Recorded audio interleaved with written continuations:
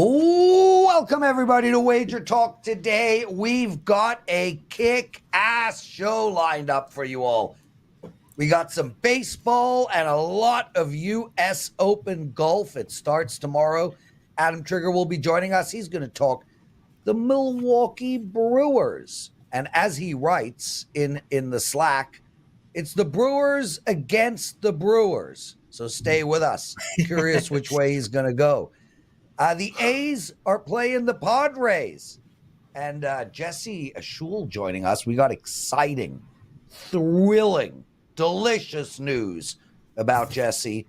And he's going to look at the Yankees and Kansas City, as well as the big NBA game going tonight. And we're going to end the show with Nick Borrman and a whole lot of U.S. Open talk. Teddy covers, my brother, my friend. What do you got going in the big game breakdown? Big game breakdown today. We're going to talk the Pittsburgh Pirates and the St. Louis Cardinals. And, of course, when it comes to what bettors learned, we're going to talk about the Kristaps Porzingis injury and how that's affecting the Game 3 line between the Mavs and the Celtics. So, loaded Wednesday edition. Let's get into it, Prez. Adam Trigger, welcome to the show, my friend. How are you? Aside from a typo to start the day, I'm doing great. Can't complain. I've been hot on the bases, 12-2 my last 14, so no complaints here. That's great, man. 12 wins in your last 14. Wonderful stuff. So let's start with the real interesting game of the Brewers playing the Brewers. Which one of the Brewers is going to win? Well, they're playing the Blue Jays. I think the Brewers are going to win. This is a client play, so I do have a 5%er up tonight. Hopefully, we're 13-2 going into that because this is a 2 p.m. start. Brewers is 4% play for me. Press, I think I figured out how to bet your Jays. Well, for or against your Blue Jays. I look and say, am I willing to play against their starting pitcher? And what did Yimi Garcia do the previous day? Because right now, if they don't have Garcia at the back end of a game, that bullpen is in big trouble. The bullpen, Toronto's that is, 4.75 ERA, and their negative 1.2 WAR is the worst in Major League Baseball by a wide margin. But it's not really showing up in the odds right now because the starting pitching has been fantastic for Toronto. The Jays are winning games. They're 10-5 in their last 15 games. Starting pitchers have a 2.52 ERA during that stretch. So they've kind of kept the Jays in it, even in this series. The Jays have only scored 4 runs. They won last night 3-0, thanks to another really good start from a starting pitcher, which brings me to today. Chris Bassett has been great. If you look at his last 4 starts, 3-0, 1.44 ERA during that span. The problem for me is those starts came against the White Sox, Pirates, and A's. That's as bad as you're going to get offensively. The White Sox twice, the A's can't hit anything. We'll talk about them in a little bit. And the Pirates haven't been good offensively either. Prior to that, Bassett, against the Rays, Phillies, Dodgers, Padres, and Royals, 5 previous starts, 5.88 ERA, 17 earned runs across those 5 starts. So I'm not buying Bassett fully yet. I think some of his recent success has had to do with playing some very weak lineups. And, the Brewers got shut out yesterday, guys, but they were very unlucky to not put a single run across the plate. 0 for 12 with runners in scoring position in yesterday's game, a 3-0 loss. And that's uncharacteristic of them. They've been very good at home, specifically offensively over the last month or so. They've won 5 straight series in Milwaukee, going for a 6th straight series win today if they can take the rubber match against the Jays. Tobias Myers is someone I've really liked this year. I had him pegged at Nashville earlier this year when he was in AAA. I thought he would have a really good season. He's up in the big leagues now thanks to some injuries. But his stuff seems to translate. Last week against the Tigers, a game we talked about on first pitch, 8 innings, 1 hit. Phenomenal. Best start of his career so far. So I think if he gives the Brewers a good start, I'll take my chances against the Jays bullpen all day right now. Worst unit in baseball, and I think the Brewers will find a way to win this one late. So we talked about some of Toronto's offensive struggles of late, but Milwaukee's offensive struggles of late really stand out to me. I mean, they scored 1 run or less in half of their last 8 games. They had another game with 3 and another game with 2 during that span. So when you scored 3 runs or less 6 times in 8 games, you're not talking about a lineup that's clicking on all cylinders right now. Does that concern you here, especially given that you talked about how Bassett is a guy who has faced weak offensive opponents of late? Isn't he facing a weak offensive opponent today? So 2 reasons I'm not as concerned with that. One, you look at the last 8 game sample. Most of that was on the road against the Phillies and the Tigers. And during that road trip, they faced Zach Wheeler, Aaron Nola. Then in Detroit, they had to face Skubal. So the Brewers were facing elite pitching all week long. Now, you could make the argument, yeah, they've come home. 3-1 was the score 2 nights ago. They didn't really hit, but they got the hits when they needed to, I suppose, to win 3-1. And then I just pointed out last night, yeah, they didn't score, but they managed to get 12 guys into scoring position, right? So they had their chances. They just couldn't knock them in.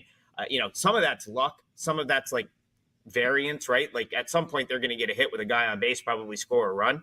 And if you look back the last month, Teddy, their numbers, their splits at home offensively, much, much better than when they're on the road. So I'm willing to play them in their home ballpark. And I think the Jays will find a way to give this one up late, especially with the fact that they asked Yimmy for 4 outs yesterday. That's going to put him in a tough spot late here.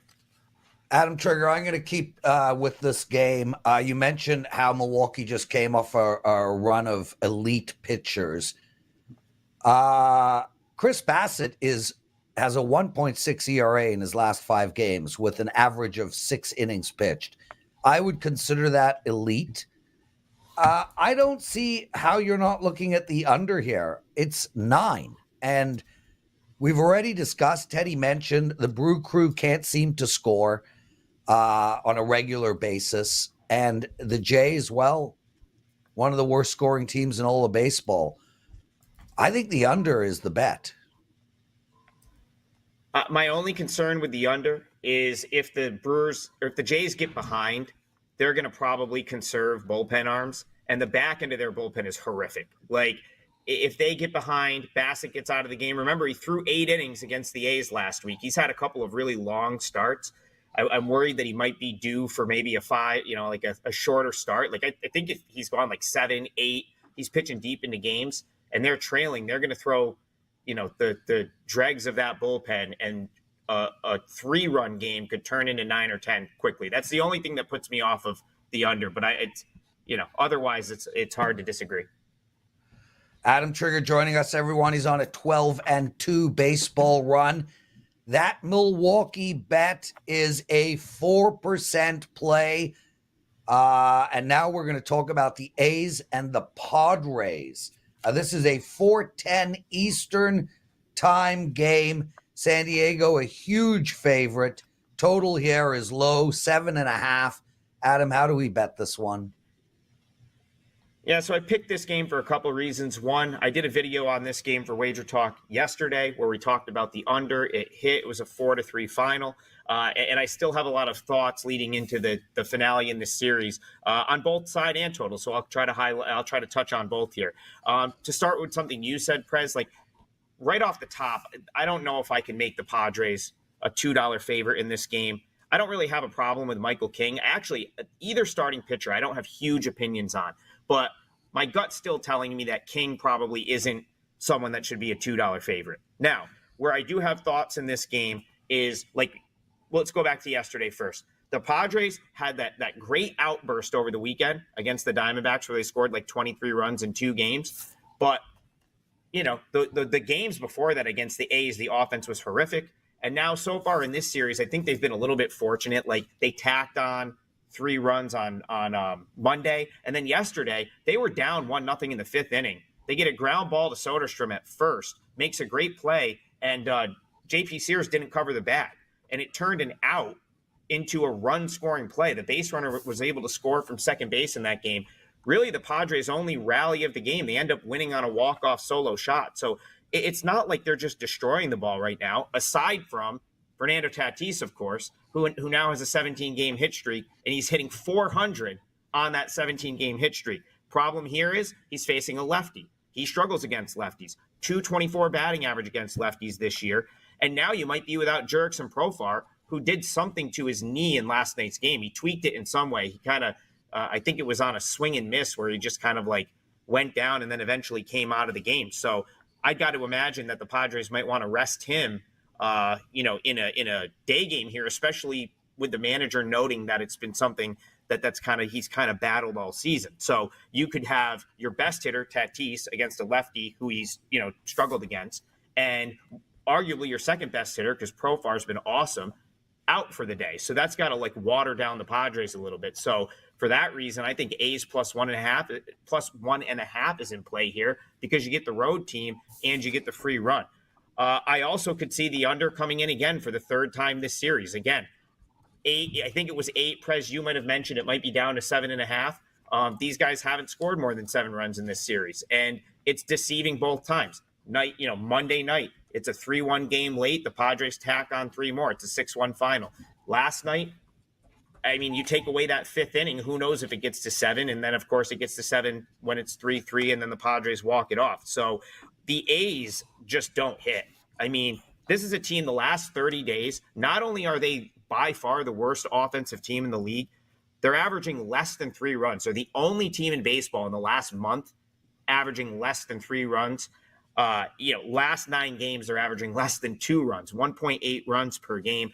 Team just doesn't hit, and they haven't hit all season. They will hit the ball out of the ballpark. That's like the only way they generate offense. And Petco's not exactly a home or haven, if you will. It's not like a bandbox like some of these other parks are. So I don't see, Hogan Harris isn't someone I really love either, but he did fire 6 shutout innings last week against the against the Blue Jays. I'd be shocked if this gets to 8 today, so I lean toward the under. But for me, my gut's telling me the better play here is A's +1.5, and they might steal the finale in this series. So I'm seeing, looking at the WagerTalk Live odds screen, you can get +1.5 at +175. You can do a little better than that if you shop around. When you're talking about looking at +1.5 with Oakland, you can get, you're laying 25, 30, 35 cents. Yeah. To ask the A's to win, you're getting that big plus price. So it's about 100 cents worth of difference. Do you think the +1.5 merits that big of an adjustment, 100 cents worth of difference, or is this a spot that maybe you take them on the money line instead of plus the runs? Teddy, I definitely I agree with what you're saying there, and I think like if you're doing the math here, like I think the money line is probably the better bet, because if you look at what the A's have done this year, when they win games, they almost always play from ahead. They're almost, if you go back through the A's, what have they won, 26 games this season so far? Almost every single one, they're playing with a lead. And that's really the A's formula for winning a game. It's get a good start out of your starter and get the ball to Mason Miller. And Mason Miller hasn't pitched yet, or he didn't pitch yesterday. And he really hasn't pitched a ton since the weekend. So I actually think I would agree with you. Like the better math play here is probably just take the money line, because chances are if the A's are going to win this game, they're going to play from ahead and they're going to have to hold like a 1-run lead. That being said, I love my +1.5s, and especially when I'm getting the road team and I feel like I'm getting the extra at bat, it's worth it. But the reason I laid off from making a client play is it was a little too juiced up at -130. So yeah, or you can split them like, Dave Koken always, used to preach, just split them. Play half on the money line, half on the run line. You make yourself a little +1, best of both worlds. So yeah, either way, I'm okay with it. Adam Trigger joining us, everyone. Still lots of show coming up. We've got an unbelievable contest that will be happening. I'll talk to you about it right after Teddy's What Did Bettors Learn, and it is to do with our good friend Tokyo Brandon. We also have Jesse Schule still with us, and Nick Borrman to talk U.S. Open. Adam Trigger, what do you have to promote? Yeah, so hopefully we get the Brewers during the day, but tonight I have a 5% MLB play. It'll be my first one of the month of June. Like I said, baseball's been great, 12-2 in my last 14 baseball plays. Hopefully 13-2, because the Brewers is a 2 p.m. Eastern game. 5% play goes later tonight. That's up on my page now, wt.buzz/AT. And of course, all the great specials for the month of June. I think that 7 days, $77 one still up for all handicappers. So check that out as well. Excellent stuff. Thanks for joining us, Adam. Keep winning, brother. 12-2 baseball run. Outstanding work from Adam Trigger. Teddy, I got lots to talk about. We're going to I'm going to talk about my plays tonight. We'll go to your WBL, and then we're coming back to my competition that we've got lined up. Guys, if you're going to play the NBA game tonight, I'll make this real easy. I am the person to play. Period. End of story. I'll give you guys perspective of what's going on here.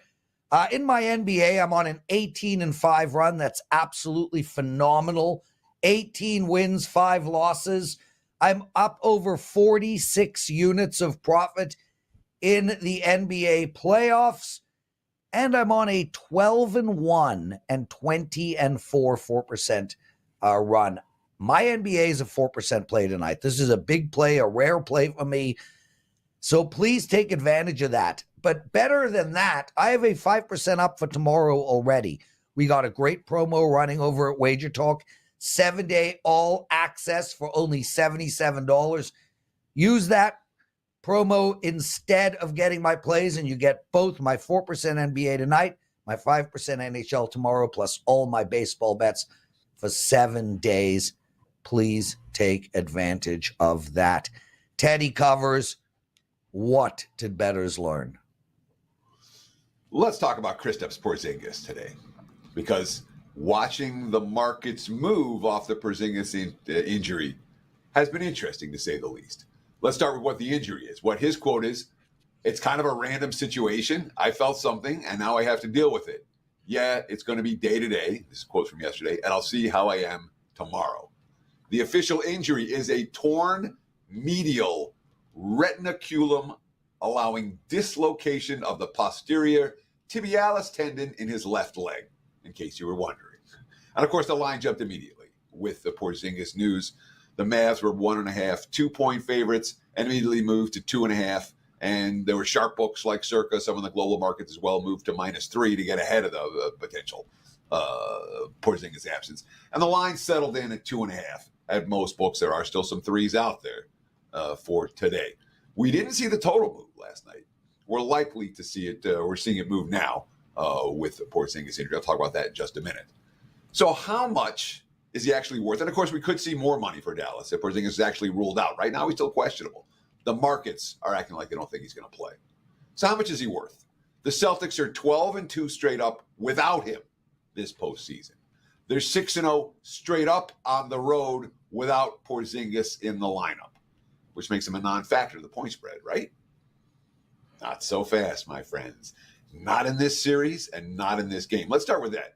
He's been impactful in the series. He's played 23 and 21 minutes over the 2 games, 12 of 22 is shooting, 6 of 6 from the free throw line, 10 rebounds, 5 blocks.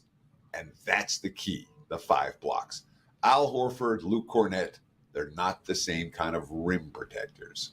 Dallas lives and dies by creating off the dribble. They have great passers and creators. Without Porzingis' shot blocking threat, it's a whole different story for Luka and Kyrie. Mavs haven't hit 3-pointers the first 2 games. Does that change here if the defense has to collapse into the paint?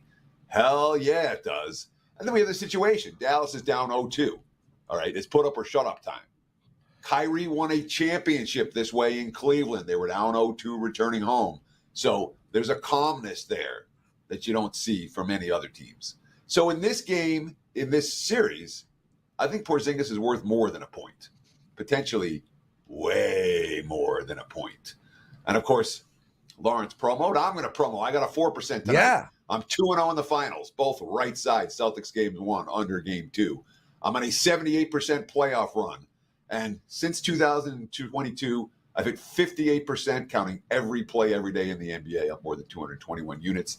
Use promo code NBA10 and get $10 off my play tonight, or use it for my all access pass as well. Promo code NBA10. You can get the single play, or you can get the all access for Wednesday. Take $10 off. Value priced from a hot NBA capper and a proven NBA profit producer. Prez, back to you, my friend. Dude, I love it. Our plays are not the same. They're not against each other. I'm cheering for you, my brother.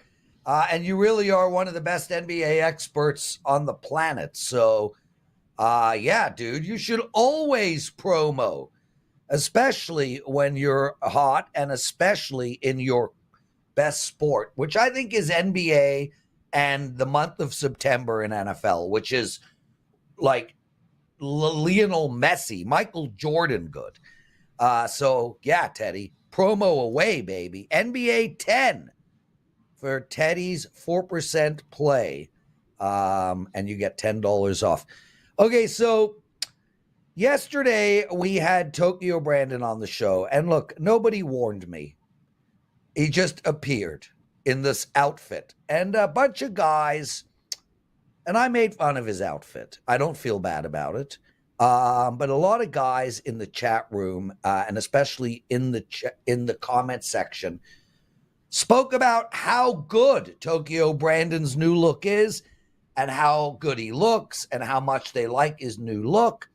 So with that in mind, if anybody can duplicate or improve on Tokyo Brandon's look, there it is, right there for you.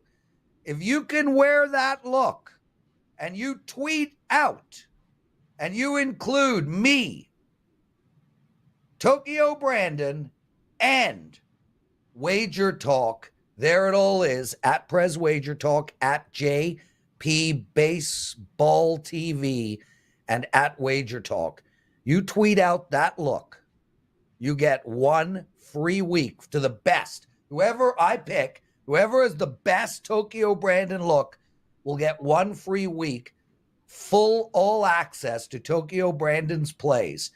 And to put that in perspective, that's likely a $500 to $1,000 reward, because Tokyo Brandon's our number 1 baseball expert this year.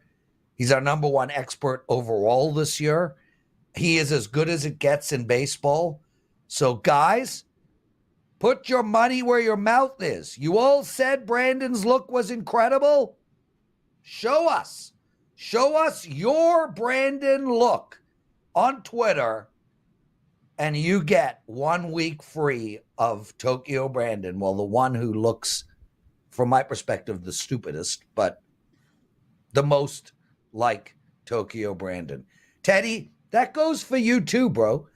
You put that look up on Twitter, I'll include, you know what, Teddy? I'll give you 1 week all access to Tokyo Brandon just for putting the look up. You don't even need to compete. I appreciate that. Let's bring in Jesse Schule, see what he thinks. Jesse, welcome to the program. How are you? I have to ask me twice. I love to play dress up, and I'm looking forward to the challenge of outdoing Tokyo Brandon. I was on a show with him on Last Call on Friday with Joe Ranieri, and when they brought him in that costume, I had to run quickly and put on my getup, and I know it's not quite up to par with Brandon's, but I have an unfair advantage. I live in Thailand. I can go to the tailor shop and get something tailor-made, very affordable, and I'm probably going to do that. Listen, Jesse, I'm excited, man. Let's see your look. You got the bowler going, so it's not like you're not familiar with hats. Julio Robles writes, Prez is the most miserable person in the world. Are you watching this show? Teddy is on this show. Maybe he thinks you're the Prez, Teddy. Julio, no, we're clearly labeled. I am not Teddy. I'm the Prez. That guy is Teddy. The most Obviously, miserable Julio person in didn't hear the you singing world. Material World in the green room. Oh yeah, I am in a material world. Do I look miserable to you, Jesse? Not at all, Prez. Oh, shut up, Dan. Jesse Schule, we got some big news. We're going to get to it right after we do the NBA game. Let's go with that one first. You've got a bet for us on tonight's NBA matchup. Tell us what it is. Man, Teddy is a tough act to follow. I was really impressed with that injury diagnosis of Kristaps Porzingis. He was spitting out some words there that I've never heard before, and I can't say I'm familiar with that terminology, but I agree with what Teddy was saying. I think the Porzingis injury is going to lead to more scoring for the Dallas Mavericks. And I'm going to look at the Mavs team total sitting at 56. I will point out that Dallas was just 6 of 26 from beyond the arc in game 2. That's just 23%. They were 16 of 24 from the free throw line, 66.7%. They still scored 51 points in the first half of that game. Now they're back home, and you guys are probably aware that home favorites down 0-2 in a playoff series since 2003 are 34-10 straight up in the first half when coming off back-to-back losses, failing to score 100 points. I don't want to sound like a conspiracy theorist, but it's in everybody's best interest, including the league, that this series get extended.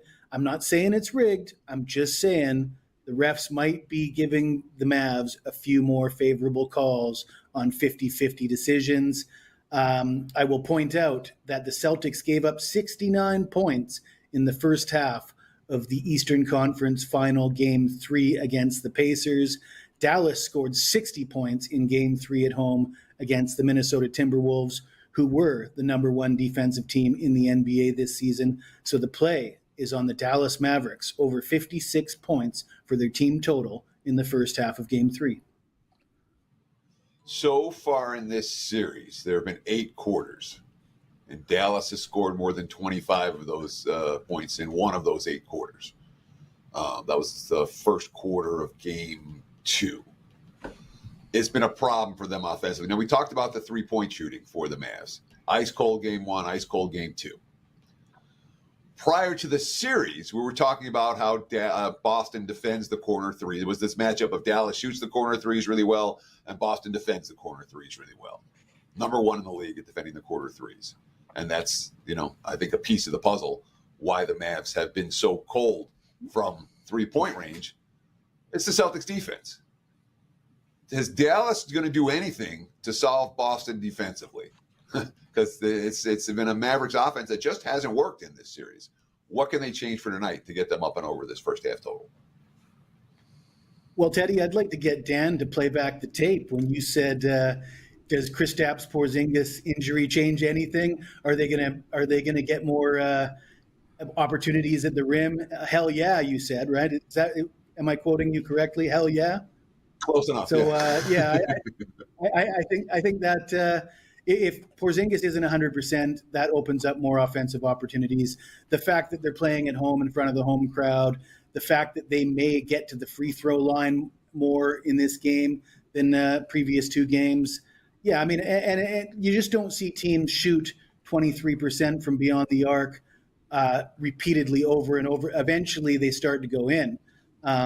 And yeah, a home game in a Game 3 with everything on the line, I think they get it done tonight.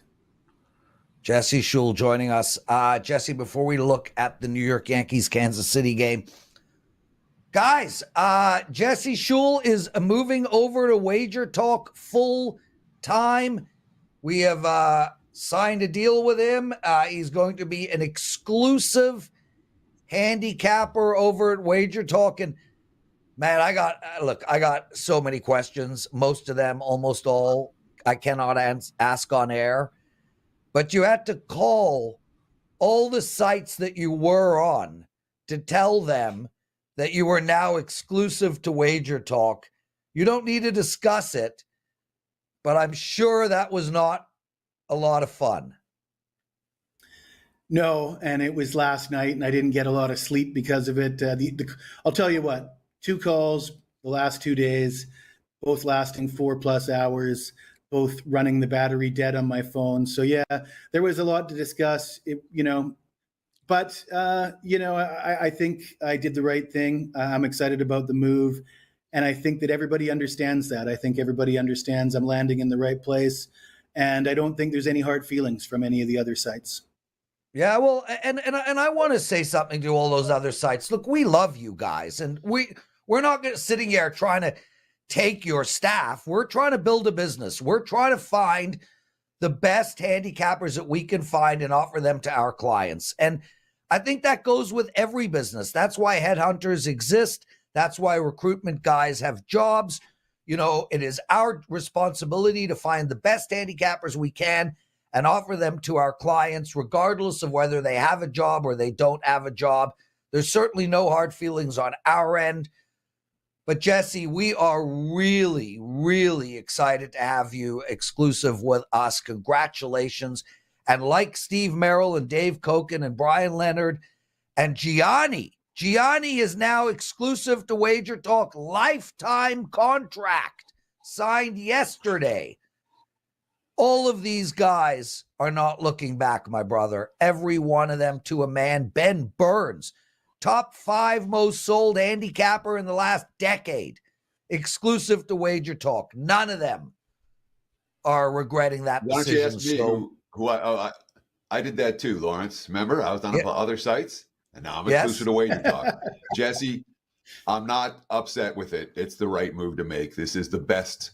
Look, it's the best for the clients. It's the best user experience for the clients, and it's the best for the cappers because we all work with people that we trust and we work with people that we respect, and that makes a whole lot of difference in this industry because there's lots of guys you don't trust and lots of guys you don't respect. That's not the case at WagerTalk.com. Let's talk about the Yankees and the Royals now. What do you say? All right. Well, it's not exactly a high-profile pitching matchup. Not exactly household names getting the start here for either team. You got Cody Poteet, 29-year-old guy that spent the better part of the last decade in the minors. He's had 3 starts so far this year, and he's been good. He's got a 2-0 record with a 1.72 ERA, but he's in a tough spot here in Kansas City. The weather is calling for 88 degrees with double-digit winds blowing out. In this park, that could be a disaster for a 29-year-old who's spent the majority of his career in the minors. But he looks like he's in better shape than the guy going for the Royals, Dan Altavilla, 31 years old. He's only pitched 1 inning in the majors so far this season. He's got 117 innings in the majors under his belt. I believe all of those were coming out of the bullpen. And he hasn't had a ton of success. At 31 years old, he spent at least a decade in the minors. I think that the Royals might be sending him out here as sort of a sacrificial lamb. It's expected to be the total sitting at 10.5, obviously a high number. It's high for a reason. The Yankees scored a touchdown and a field goal yesterday, and I think they're probably going to go to town again today. You got the number 2 ranked New York offense and the number 5 ranked Kansas City offense. You got a ballpark, the Kansas City ballpark, ranked number 3 as far as park factor goes at Baseball Savant, behind Fenway Park and Coors Field. And with the weather conditions being as they are today, with the fact that you got 2 guys that don't have a ton of major league experience, I think we will see runs scored in this game, so I feel comfortable going over the 10.5. Jesse Schule, no follow-up. Numbers on the scoreboard as the Yankees play the Royals. 10.5 prevailing number. Jesse Schule says, take the over. Jess, what do you have to promote today for your clients at the website? Got a 5% play over at sportsmemo.com. I am 16-4, 80% with my last 25% plays in all sports. Look forward to another 5% play coming up perhaps next week with Major League Baseball because we're 100% perfect, 11-0 with our last 11 baseball 5% plays. Teddy, you wrote, Prez? I'll just Lawrence? close him. Yeah, you wrote, I'll just close him 3 times. 3 times. Yes, because as I was closing him, you were starting to talk again over the person who was talking. So I was trying Again, to Teddy, I'm ensure- so bad. Next Yes. time you might want to Yes, let me fine. know ahead of time that you're going to do it. It's not my That's problem why I that you sent it a typed. minute or two. I cut and pasted after I did that to send it again. Oh, you guys, Theodore. the Slack channel's Just hilarious. shut up, Teddy. Please, please, please don't start with me tonight. We both have big NBA bets going. Let's have no negativity. Jesse Schule, can't thank you enough for joining us on the show and for being part of the Wager Talk family. Kick ass, my friend. Teddy, what a week, bro. Last week we signed Ross Benjamin exclusive to Wager Talk.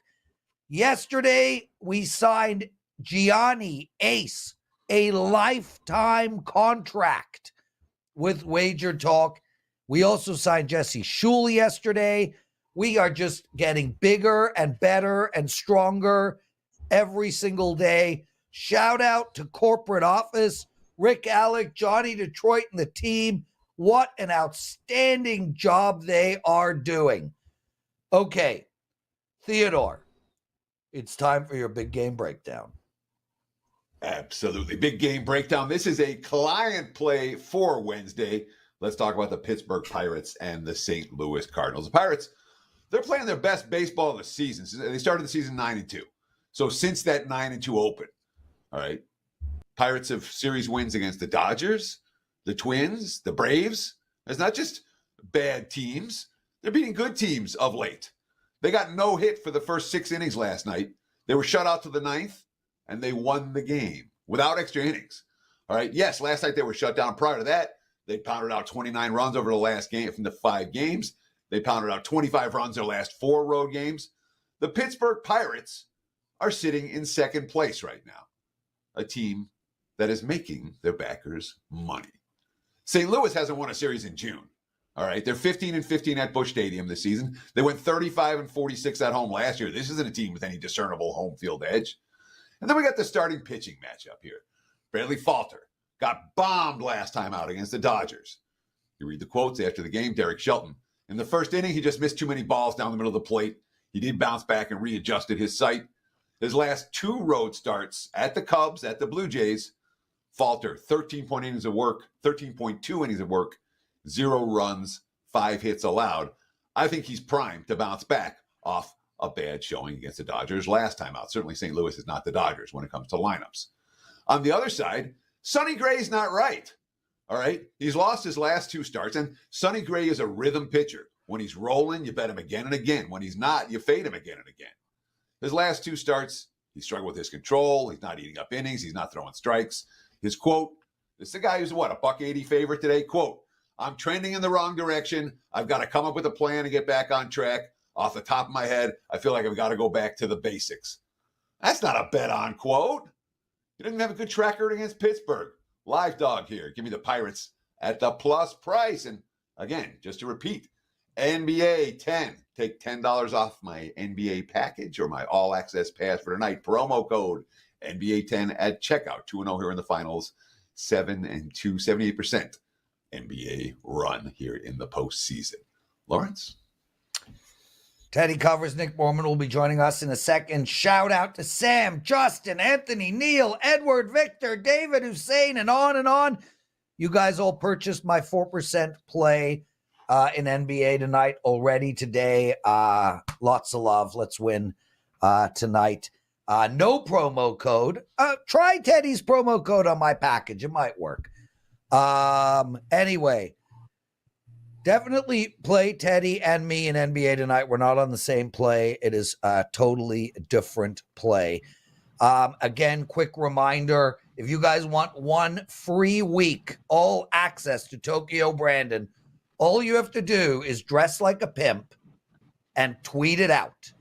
Tweet me, tweet Tokyo, tweet WagerTalk. The person who looks most like that guy. Now, you got to remember, I need a hat. I need female glasses.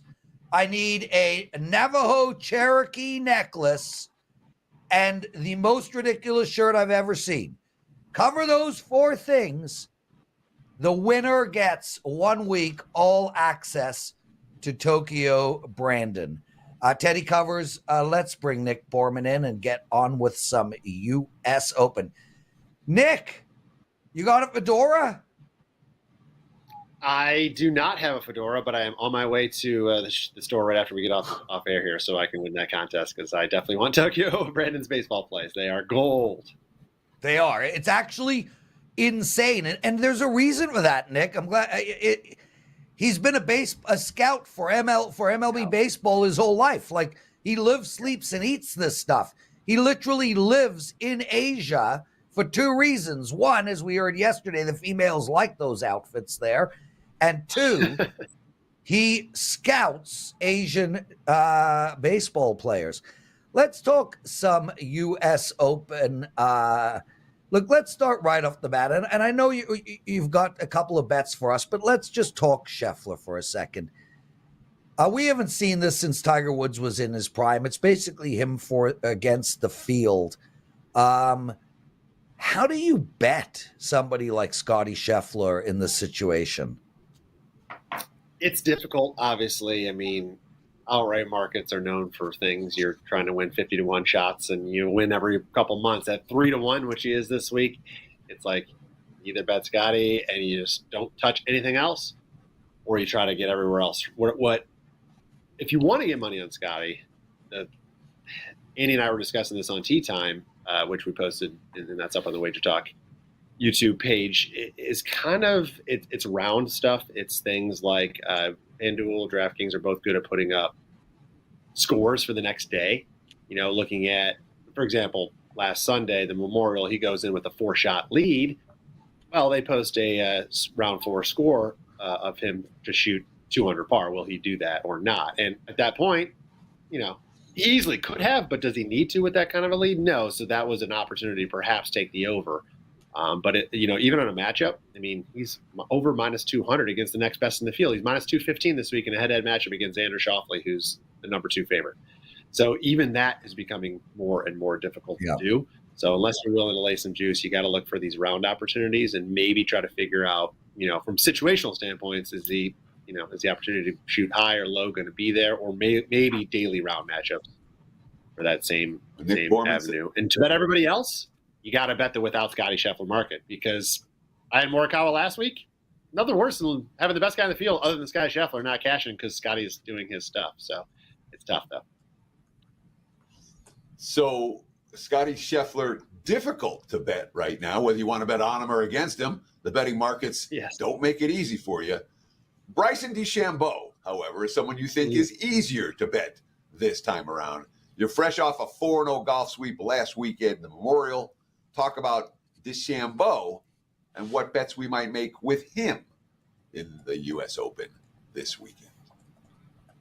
Sure. Well, it's kind of a running joke that the LIV guys are, starting to struggle more and more when they get back in the major stage. I know last year Brooks Koepka ended up winning one. But DeChambeau seems to be the one that this move to the other tour, while everybody else seems to be kind of, jokingly working less on their game. He's the one that's going the opposite with it. He's kind of winning the fans back over. He's saying all the right things. His game looks the part. He finished tied for 6th in the Masters and runner-up at the last major at the PGA, and had a chance to win them both. And he's got the game. This is deep dive to get into some data here on how this course plays, but he's got the game and the skill set to play well here. And I'm looking at him in the markets. You could take him on the outright. You could take him on a top 20, whatever. But for the top LIV golfer, really, we're talking about beating Brooks, who hasn't played. He hasn't broken into the top 25 of the last 2 majors. Rahm withdrew. That was the other biggest competition he had. And then it kind of falls off pretty quickly from there. So he's head and shoulders, I think, above the group that is the LIV golfers. I think there's 12 of them in the field. So at 3-1 in the money, I think it's great value. Listen, we know he hits it a mile, right? That's always going to help. The course is long. It's 7,500 yards. The last time the U.S. Open was at Pinehurst, 2014. You can't really look at anybody individual results. It doesn't matter 10 years ago. But the field and how that tournament played in general is interesting to note. So the field averaged 70% fairways hit at that tournament, which, to put that into context, there's 12 people on the PGA Tour that average 70% fairways hit. 12, that's it. The entire field averaged it that week. That tells you how easy it is to hit the fairways here, because they're wide and they don't have rough, which is odd for the U.S. Open. It's runoffs into sandy waste areas. What makes this course difficult, Donald Ross's famous turtleback design greens that are basically designed to just repel balls off of the putting green when you hit them. So the field averaged 70% fairways hit, but only 56% greens in regulation. So that tells you someone, the best players in the world are still sitting in the fairway and they still can't hold the green. I think that's exactly where DeChambeau's skill set can help him. So his length is going to get him shorter clubs into those greens, right? While somebody else might be hitting a 5 or 6, he might be hitting a 7 or 8 or 9, right? That's a higher ball flight. That's a softer landing. That's more spin. That'll hold the green better. He also leads. He's number 1 across all tours as far as what they measure apex, which obviously baseball, bettors will know, is the height of your golf shot. the higher the ball, the softer it's going to land, the more straight down it's going to hit these greens. He's number one in golf as far as hitting the ball high. So not only is he going to hit a shorter club, he's going to hit it higher than everybody else. It's just an all good way to say he's got a better chance for those reasons to hang on to greens in regulation. And if you can do that, you're trying to rely on your short game a little bit less, 2 times every day, 4 rounds. I mean, that's a lot adds up over the course of the tournament, and that could be the difference for him come the end. And of course, I said he's been playing well in the last couple majors. So I like the way he's playing, and I like his skill sets for getting the ball high, landing it soft. I think he can beat Brooks Koepka. Again, John Rahm's gone, and the other list is just not that impressive. So he can still finish top 25th this week, and we could cash this bet at better than 3-1. So I think it's a great, great bet this week. DeChambeau, bet on golfer at the U.S. Open this weekend. Nick Borrman says take him to be the top live golfer, plus 320 available right now. Let's talk about Sunjai Im as someone who you're looking at as a top 20 finish. And obviously, we're talking about golf betting. It's nice to pick out the winners. But the reality is the bread and butter is top 10, top 20 matchups, this type of thing. Here's a top 20 finish. Talk about why we like him. Why we like him. Yes, Sunjai's kind of – I look at him and he's on the comeback trail. He had a very pedestrian start for him this season. He opened with a tie for 5th at the Century, the first event in 2024. And then he was in a funk, which he finished in the top 20 just one time over his next 10 starts. I wasn't even aware at the time, but turns out he was dealing with an injury, and most people were unaware about that. And the results clearly showed that. Now, though, since he's been fully recovered, he's got 5 top 12 finishes in his last 6 starts. He won in Korea. Then he finished tied for 4th at the Wells Fargo, which is a signature event. Tied for 9 3 weeks ago at the Charles Schwab, and then tied for 8 last week at the Memorial, which best correlates to how difficult Pinehurst is going to play, because there was only 11 people under par at the end of last week, and he was one of them. And what's most impressive to me about how Sunjai, played last week matters a lot in the warm up to a U.S. Open. It's a very difficult golf course. You want to see, guys and how they kind of grind it out through 4 rounds because it's tough conditions, right? He started off horribly. He shot 4 over par around a 76 in round 1. I mean, he was way outside and, at that time sitting outside the cut line. He battled back to finish 1 under for the tournament. One of only 12 players, like I said, to finish under par for the week. And that's extremely hard to do, to come back like that on a difficult venue. And in fact, if you look at the last 54 holes, he actually was the leader. He had the lowest 54-hole score, 5 under par on rounds 2, 3, and 4 of anybody in the field. He beat Scheffler. He beat Morikawa, who finished 1st and 2nd in the tournament. So, yeah, one bad round can screw up any bet on any given week. And I did take him last week for a top 20. It was paying a little bit less. This is now at plus 275. I think he's got the grit. I think he's got the skills. He's always been great off the tee. His iron game looks very, very sharp now over these last 2 months. And his short game is always steady. And that's going to be, again, very crucial this week with the amount of greens these guys are likely to miss and have to deal with short wedge shots to try to go up and down. So I think he can just grind it out and make pars with the best of them. And I really liked how he kind of regrouped last week after a horrible start. So I would never count Sunjai Im out with a bad round. And I'm hoping that will get us to the window for a top 20 ticket at plus 275 this week.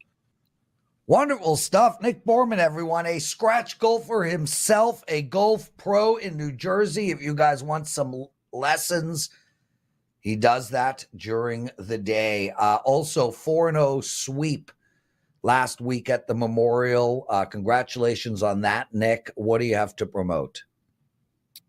This week, it's obviously the U.S. Open. Pack is available now. It includes a 5% bet, and there's a couple different, two matchups in there, the 5% leaderboard bet and another long shot leaderboard bet, small play, but 4 total plays going on right now available there. And of course, MLS is also in full swing. Number 1 again this year, going for 6 straight winning seasons, up over 30 units already. And Saturday's card will be up as of Wednesday night, so you can look for that in a few hours' time. Nick Borrman, everyone. Thanks, brother. Guys, tomorrow's show, Carmine will be joining us. We're going to dip our toe into some Euro 2024 talk. So if you like soccer betting, make sure to tune in for that. Again, let's all have some fun.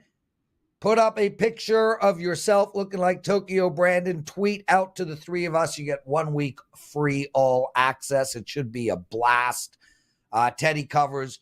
Really fun show. Kick ass tonight in your NBA pick. I'm cheering for you, my friend. Take us home. And vice versa, Lawrence. And for you guys in the audience as well, we're cheering for you each and every day. Please join us again tomorrow, same time, same channel, for another edition of WagerTalk Today. Between now and then, enjoy the games and best of luck with all your bets. Cheers.